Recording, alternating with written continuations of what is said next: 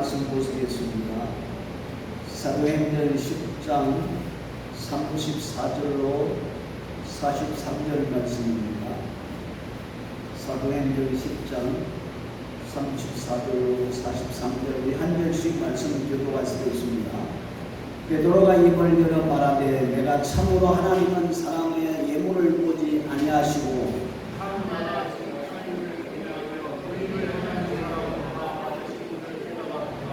만유의 주 되신 예수 그리스도로 말미암아 화평의 복음을 전하사 이스라엘 자손들에게 보내신 말씀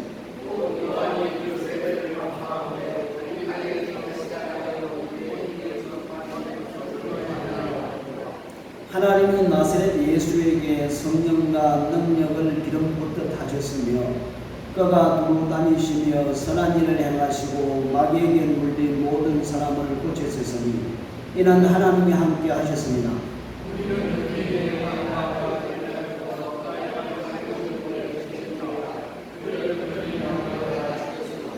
하나님이 사흘 만에 다시 살리사 나타내시되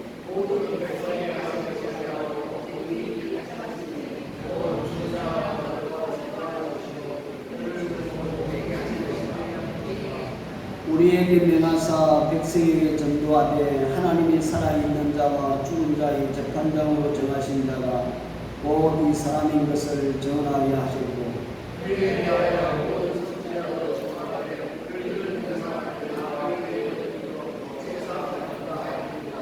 아멘. 하나님 아버지 감사합니다. 오늘 이 시간도 저희들의 마음을 주장하여 주시어서 온전히 신령과 진정으로 예배하는 복된 이 시간 되게 하시고 말씀이 우리 심령에 잘 떨어져서 많은 열매로 주께 영광을 돌리는 아름다운 삶이 되게 하시고 어떤 환경 속에서도 주께서 주신 은혜와 믿음으로 살아갈 수 있는 저희 모두가 될 수 있도록 주께서 역사해 주옵소서. 오늘 이 시간도 주께서 인도해 주실 줄 믿고 예수님의 이름으로 기도드렸습니다. 아멘. 우리 사도행전을 보면은 사도행전을 누가 기록했죠? 의사 누가가 이렇게 기록을 했는데 우리 사도행전 전체를 보면은 20개의 설교가 기록이 되어 있습니다. 20개 설교가 기록이 되어 있는데 베드로 설교가 9편이 기록되어 있고 또 바울의 설교가 9편 그리고 스데반 설교가 1편 그리고 야고보 설교가 1편 모두 20편이 이렇게 기록이 되어 있습니다.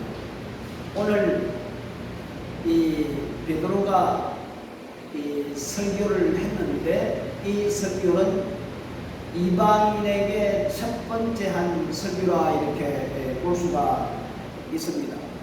그래서 보통 이 본문의 말씀을 비추어서 베드로의 복음이다 이런 이야기를 하지만은 요새 말로 이 복음의 핵심이 오늘 이 본문 말씀에 기록되어 있다는 것을 우리가 알 수가 있습니다.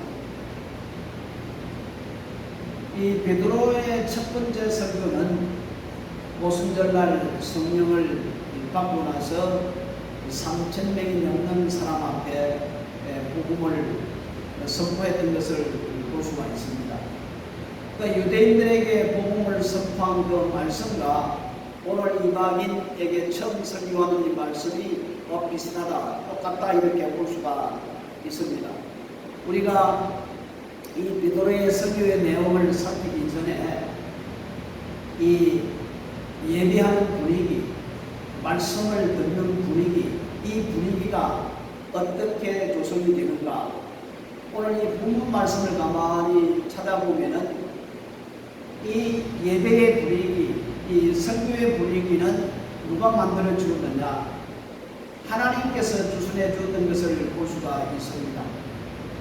하나님께서는 계시를 통해서 고넬료에게 베드로를 초청하라고 이렇게 계시로 말씀해 주었고 그리고 베드로에게는 환상을 통하여 그 이방인의 집으로 갈 수 있도록 환상을 통하여 하나님께서 말씀해 주었던 것을 볼 수가 있습니다. 그러니까 사람이 주관에 대해서 모인 것이 아니라 하나님께서 간섭하셔서 말씀을 듣는 자와 말씀을 선포하는 자가 하나님의 간섭하에 이루어졌다는 것을 우리는 알 수가 있습니다. 마찬가지로 우리가 매주일마다 하나님 앞에 예배를 드릴 때도 하나님께서 주장해 주신다는 말씀이죠. 말씀을 듣는 자와 말씀을 선포하는 자가 하나님의 간섭 가운데 하나님의 섭리 가운데 이루어진다는 사실을 우리가 알 수가 있습니다. 그래야만이 하나님이 이루고자 하는 귀한 뜻을 이룰 수 있다는 말씀이죠. 그리고 두 번째는 고넬료와 베드로가 만날 수 없는 입장에 있었습니다. 베드로는 유대인으로 이방인과 함께 교제할 수 없는 그런 상황에 있었습니다. 그리고 고넬료는 어떤 자였습니까? 예루살렘의 수도 경기를 맡고 있는 백부장으로서 그 식민지 통치하고 있는 통치자인 것을 볼 수가 있습니다. 서로 보면은 서로 원수 관계가 되지 않는다. 서로 대적 관계가 있지 않는다. 그렇지만은 그들은 하나님의 음성을 듣고 모든 것을 다 내려놓았던 것을 볼 수가 있습니다. 자기의 간섭이라든지 풍습이라든지 자기가 가지고 있는 그런 지식이라든지 하나님의 말씀에 순종함으로 서로 만나게 되었다는 말씀입니다. 만약에 저들이 가지고 있는 지식이라든지 간섭이라든지 풍습이라든지 그걸 내려놓지 않고 않았다면 전혀 만날 수가 없다는 거죠. 그렇습니다. 오늘 이 시간 우리가 예배를 드릴 때에 하나님 앞에 예배를 드리는 것보다 더 기중하고 문제가 심각하게 있다 하면은 그걸 처리하고 가지 예배당에 나오지 않는다는 말씀입니다. 하나님께서 간섭하시고 하나님께서 섭리하심으로 말미암아 그의 믿음의 사람이 자기의 모든 것을 다 내려놓고 자기의 생각을 다 내려놓고 자기의 바쁜 것을 다 내려놓고 자기의 모든 목적을 다 내려놓고 하나님께서 정하신 시간에 모여서 하나님 앞에 말씀을 듣고 예배를 한다는 겁니다. 그런데 우리가 이 말씀을 가만히 묵상을 해보면은 말씀을 전하는 자는 먼저 그 말씀의 은혜를 받아야 하니 그 말씀의 은혜가 된다는 것을 볼 수가 있습니다. 베드로가 하나님의 말씀을 선포하기 전에 이미 베드로는 그 마음속에 은혜가 넘쳤던 것을 볼 수가 있습니다. 그리고 말씀을 받아들이는 고넬료는 어떤 입장이었습니까? 베드로가 들어올 때에 넓적 엎드려서 절을 하면서 마중하고 그리고 그 말씀을 듣기 전에 고넬료의 고백을 한번 들어보십시오. 우리는 하나님 앞에 섰사오니 말씀하옵소서. 누가 하나님 앞에 섰습니까? 베드로가 하나님입니까? 아닙니다. 하나님의 말씀을 선포하는 그 말씀이 하나님으로부터 오기 때문에 하나님 앞에 섰사오니 말씀하옵소서. 이미 말씀을 받으려고 하는 그 자세가 이미 준비되어 있다는 겁니다.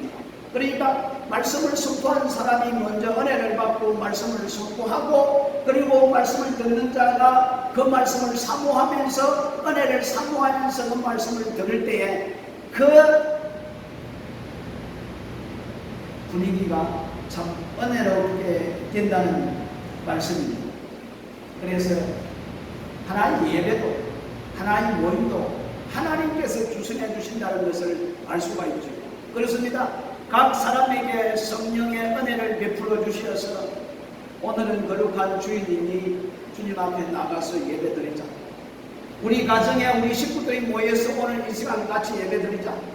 성령께서 우리 마음속에 감동을 주시고 은혜를 주시기 때문에 예배가 이루어지지 하나님이 전혀 간섭하지 아니하는 예배가 이루어질 수 없다는 것을 우리는 이 성경을 통해서 얼마든지 찾아볼 수가 있습니다. 그렇습니다. 우리는 늘 고넬료와 같은 마음의 자세로서 하나님 앞에 내가 섰사오니 주여 말씀하옵소서. 내가 말씀을 듣겠나이다. 이런 심령으로 말씀을 받을 때 하나님께 분명히 말씀의 역사를 통하여 은혜를 베풀어 주실 줄을 믿습니다.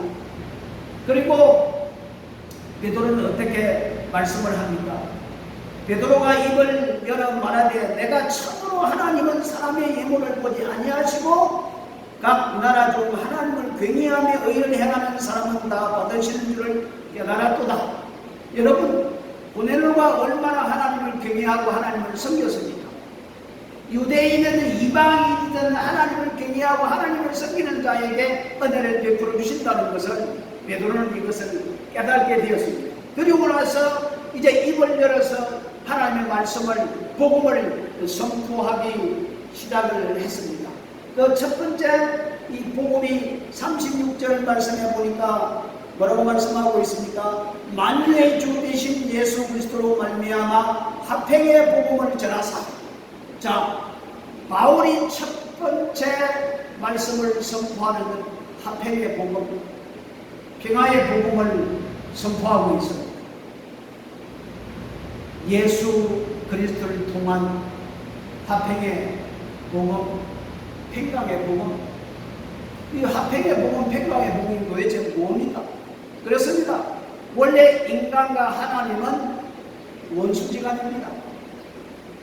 아담과 하와가 범죄하고 말미암아 하나님과 단절이 되었습니다. 그렇지만 예수 그리스도를 통해서 화목한, 서로 화해하는, 평화할 수 있는, 서로 교제할 수 있는 그것을 누가 만들어 주었느냐?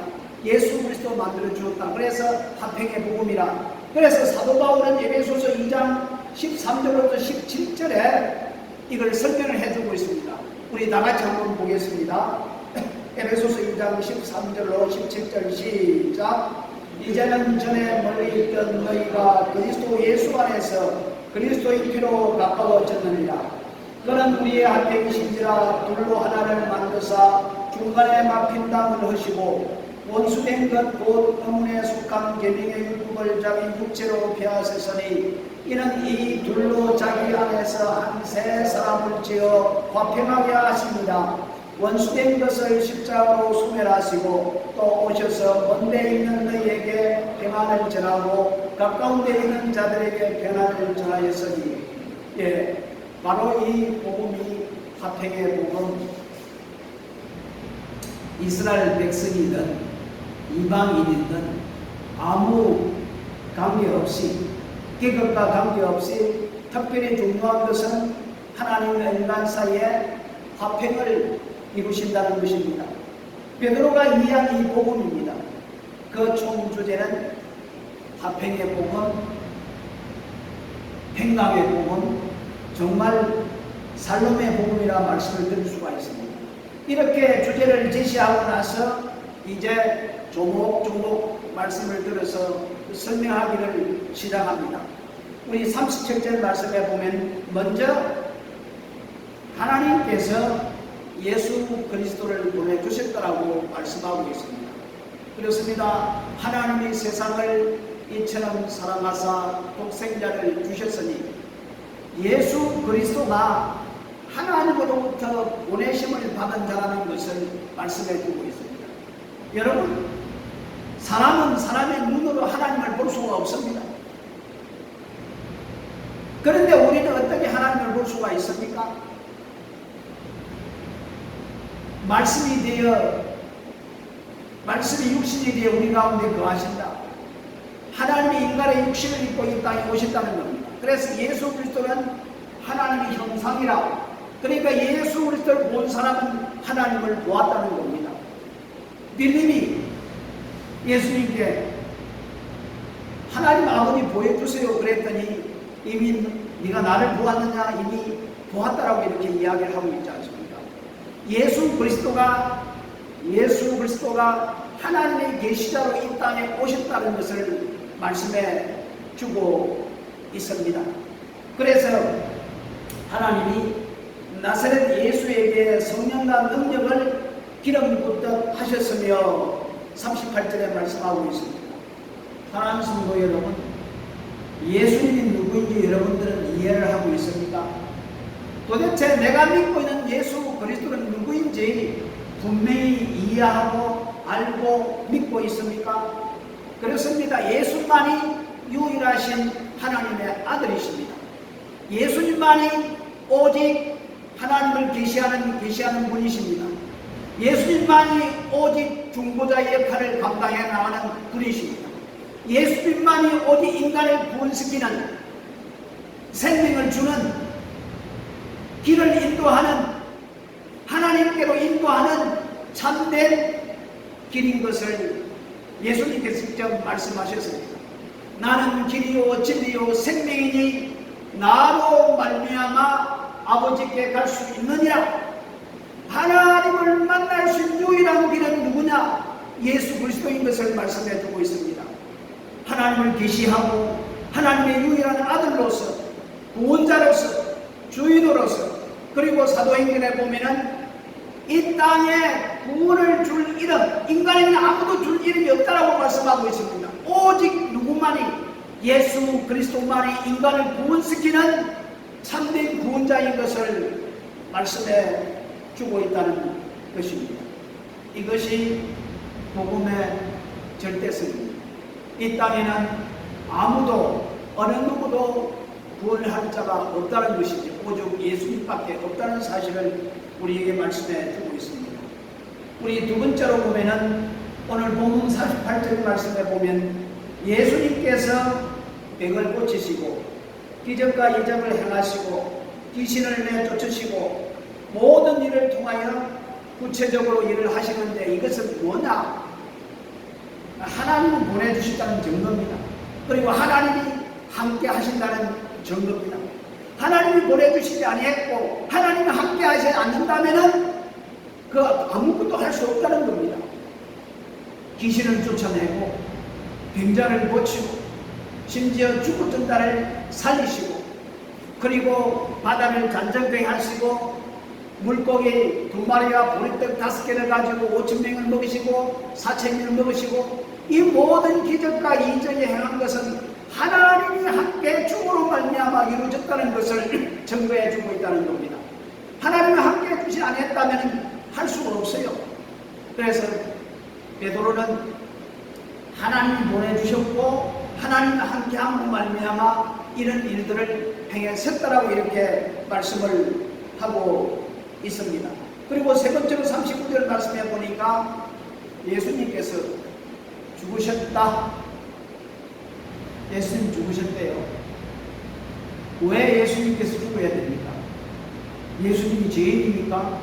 죄인도 아닌데 의인인데 그렇습니다. 죄인을 살리기 위해서 죄인을 구원하기 위해서는 의인된 사람이 대신 죽어야만이 그 죄인이 의인 때문에 살아간다는 말씀입니다. 그렇습니다. 예수님께서 십자가 지신 이유는 예수님께서 십자가에 돌아가신 이유는 모든 인간의 허물과 죄악들을 짊어지시고 인간을 대신해서 대속의 죽음을 주으셨다는 말씀입니다. 그렇습니다. 십자가에서 예수님이 죽으셨습니다. 왜 의인이 죽으셨나? 죄가 없는 사람이 죽으셨나? 그것은 죄 있는 사람을 구원하기 위해서 죄인을 대신해서 죽으셨다는 대속의 죽음을 말씀해 주고 있습니다. 그러면은 예수님이 죽어버리고 다시 부활하지 아니했다면 말짱함이라고 말씀하고 있거든요. 고린도전서 15장에 보면 바울은 뭐라고 이야기합니까? 만약 예수님께서 부활하지 아니했다면 죽은 자 가운데 부활하지 아니했다면 우리 믿는 모든 것이 다 헛사요 아무것도 아니라고 말씀하고 있어요. 여전히 죄 가운데 살아가는 존재라고 이렇게 말씀하고 있거든요. 그런데 예수님께는 부활하셨다라고 네 번째로 40절에 말씀하고 있습니다. 베드로가 말합니다. 죽었다가 부활하셨다. 여러분,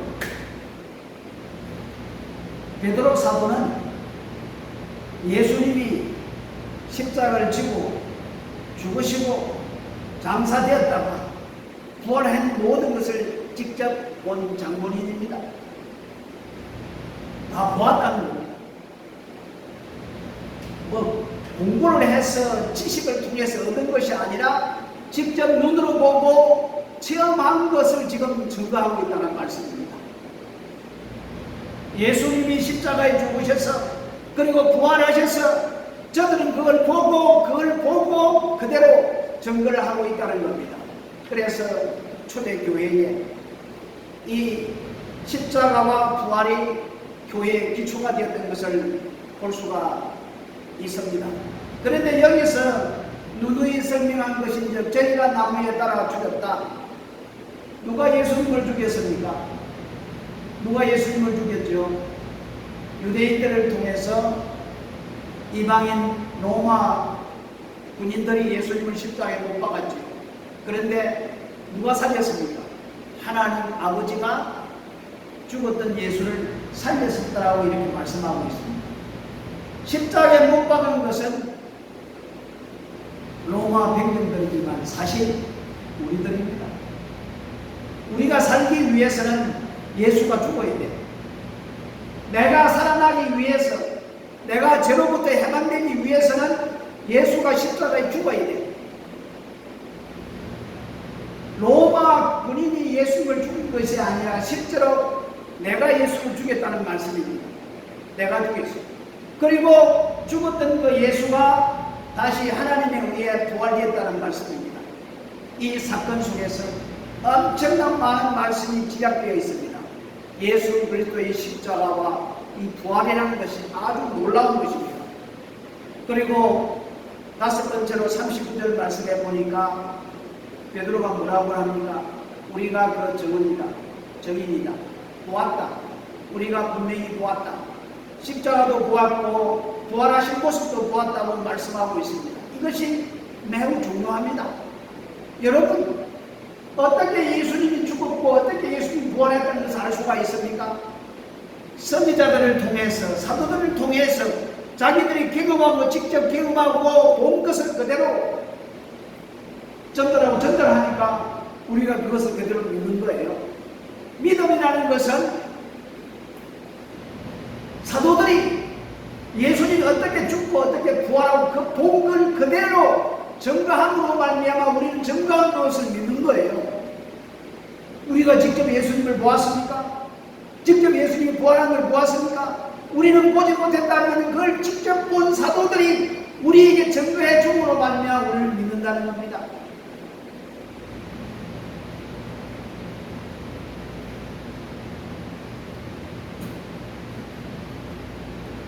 여러분, 복음이라는 것이 뭐라고 생각합니까?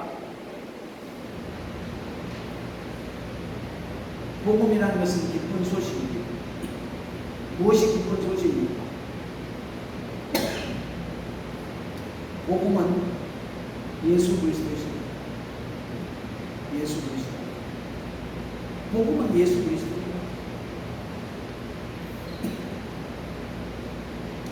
우리가 너무나도 잘 아는 사도 바울은 성경에 13권을 썼습니다. 13권에 나타나 있는 그 중심 주제는 사도 바울의 중심 그 내용은 오직 한 가지, 복음이었습니다. 그 복음은 바로 누구냐? 예수 그리스도이다. 그 복음의 내용이 뭐냐? 복음의 내용은 아주 심플합니다. 예수님이 십자가에 죽으셨다가 3일 만에 부활하셨다. 이것이 복음의 내용입니다. 이것이 복음의 내용이에요.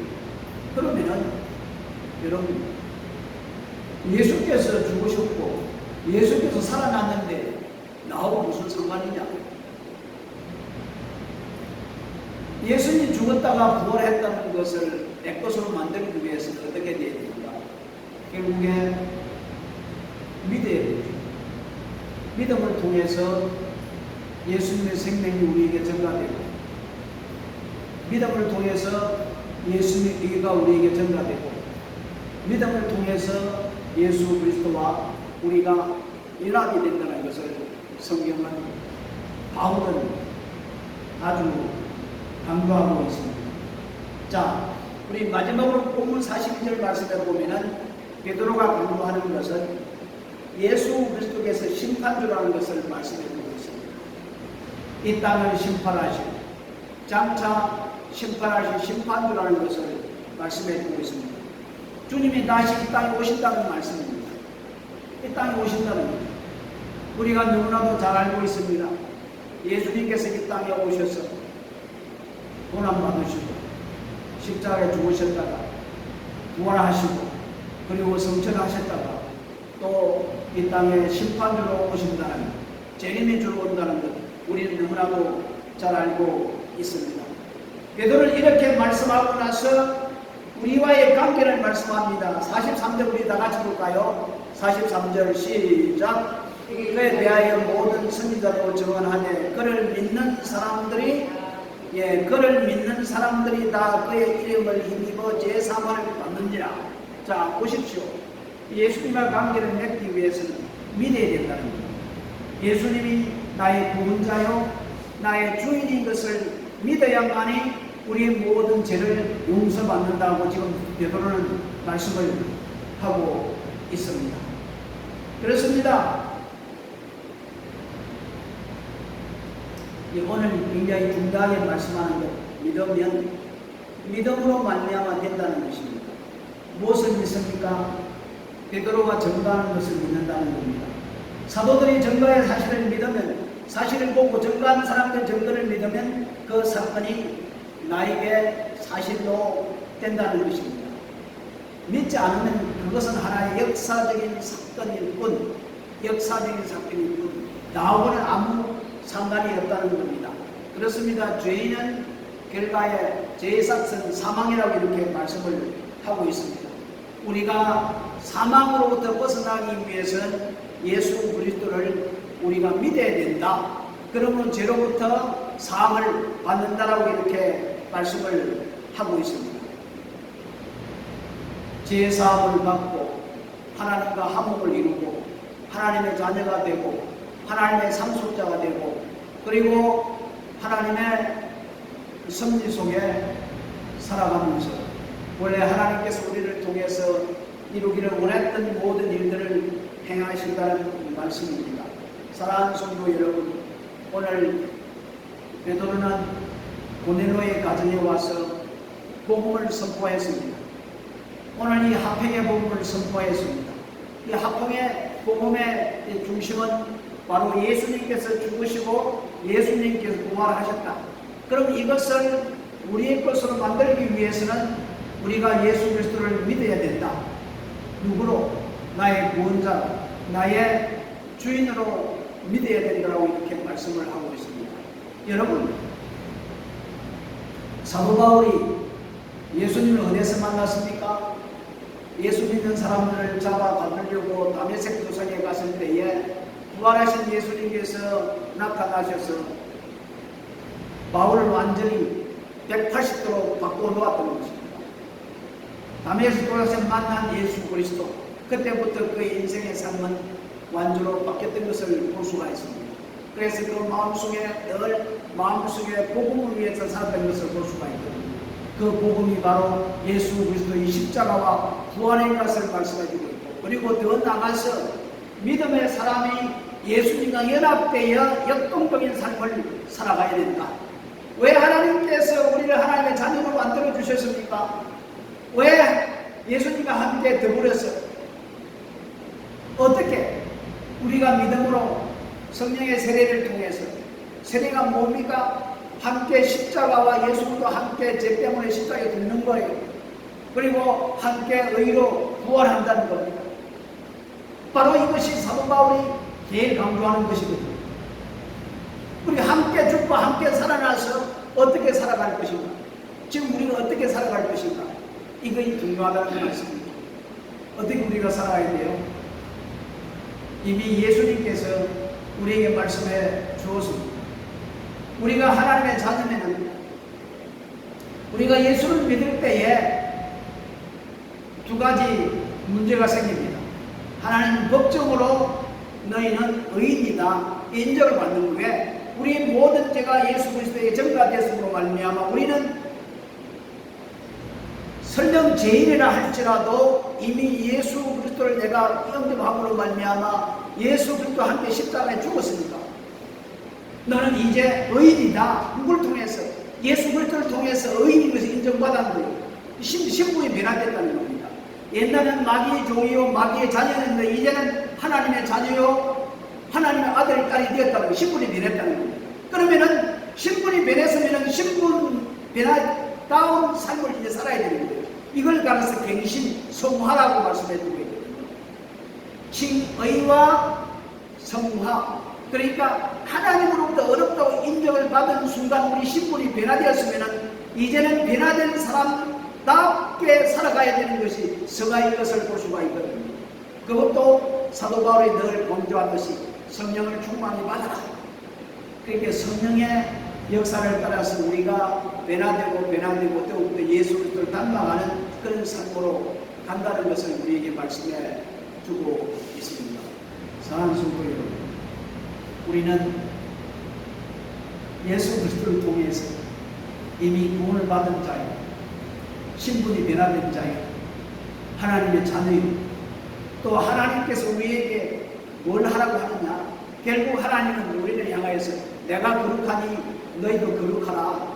그래서 우리의 신분이 변화되어야 된다는 겁니다. 성화되어야 된다는 겁니다. 거룩하게 되어야 된다는 겁니다. 뭘 통해서? 결국 성령의 역사를 통해서 이루어져야 된다는 것을 우리에게 가르쳐주고 있습니다. 그래서 우리의 삶은 예수 그리스도를 설명하는 삶입니다. 우리의 주 목적은 이 세상에서 어떻게 예수 그리스도를 닮아 살아가는가. 그래서 사도 바울은 너의 믿음이 진리에 이르기까지 성장해라. 예수 그리스도를 닮아가라. 예수 그리스도의 마음을 품으라. 우리에게 그렇게 말씀하고 있거든요. 여러분, 이제 우리가 어떻게 살아야 됩니까? 예수님이 나를 위해서 모든 걸 다 주셨는데 우리는 그 은혜에 감사하면서 예수님을 위해, 나의 주님을 위해 살아야 되지 않습니까?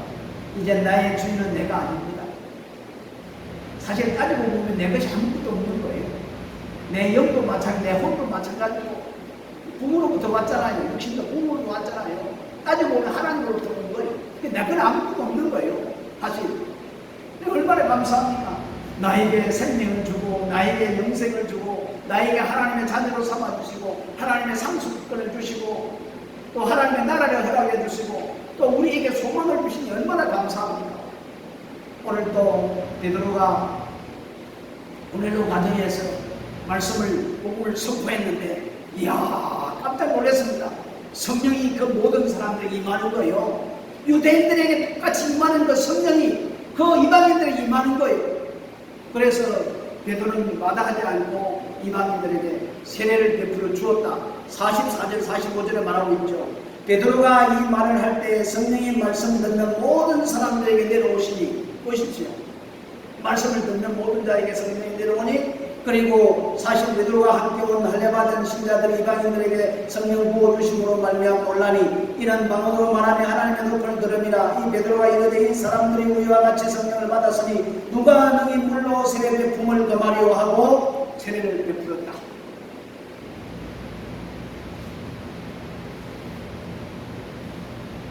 이것이 복음의 핵심입니다. 다른 거 없습니다. 우리도 복음을 위해 살아가는 우리 모든 믿음의 사람이 되었으면 정말 좋겠습니다. 기도하겠습니다. 고마우신 우리 아버지 하나님, 오늘도 우리에게 베드로 설교를 통해서 복음이 무언가를 분명히 증거해 주었습니다. 그렇습니다. 복음이란 예수 그리스도이시며 복음의 중심 내용은 예수님의 십자가와 부활인 것을 볼 수가 있습니다. 우리가 예수 그리스도를 나의 구원자로 나의 주인으로 모실 때에 모든 그리스도의 의가 우리의 의가 되며 예수 그리스도의 생명이 우리의 생명이 되며 예수 그리스도와 함께 연합된 존재로서 이 땅에 살아갈 수가 있습니다. 우리 아버지 하나님, 이런 좋은 복음을 우리에게 주시고 또한 주님을 위해 살아갈 수 있는 귀한 은혜를 주신 것 감사합니다. 우리 모두가 더욱더 주님과 더불어 동의하는 삶을 살아가게 하시고 특별히 예수님이 나의 마음 중심의 주인이 되어서 나를 다스리며 인도해가는 아름다운 삶이 될 수 있도록 주여 역사해 주시옵소서. 예수님의 이름으로 기도드렸습니다.